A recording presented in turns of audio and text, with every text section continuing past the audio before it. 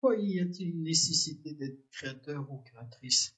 Simplement pour ne pas rester dans une absence de mouvement.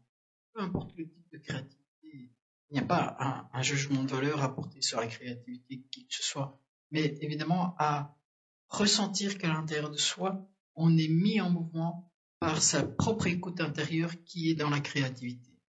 Non pas une recomposition d'un schéma d'autrui, mais bien effectivement, même si on prend le schéma d'autrui, peu importe, mais de la nécessité de se l'incorporer pour devenir créateur.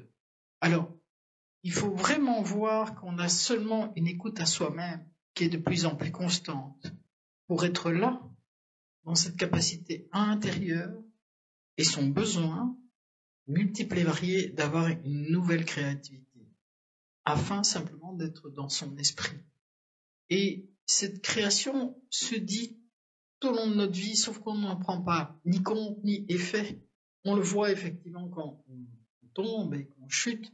On se dit oui, mais pourquoi le coup du sort? Mais il n'y a pas de hasard. Donc il n'y a pas de coup du sort, il y a simplement cette capacité qu'on a à l'intérieur de nous de revenir sur des éléments internes et inconscients pour les mettre dans une claire vision de soi-même à l'extérieur, qui font chuter, par exemple, non pas uniquement pour somatiser, mais pour dire quelque chose dans notre structure interne. Et donc c'est à nous de l'interpréter, et non pas à qui que ce soit à notre place.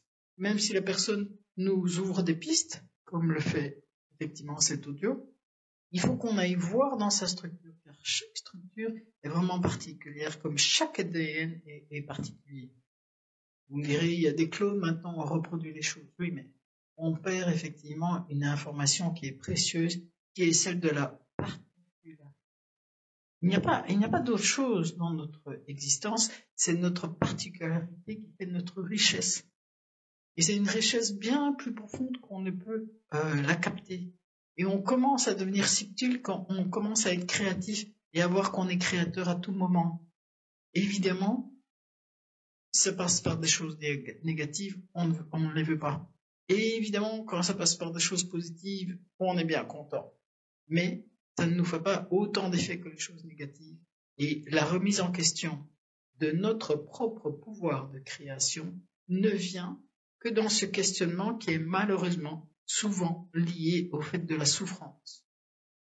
La souffrance provoque ce questionnement interne et profond qui est indispensable pour voir comment on se crée les éléments et comprendre son propre processus, avoir une image beaucoup plus proche de soi, de qui on est, non pas d'une identité qu'on viendrait nous coller de l'extérieur, mais bien d'une identité très personnelle, très profonde, pour arriver peu à peu, de manière fine, de manière de plus en plus fine, à son identité.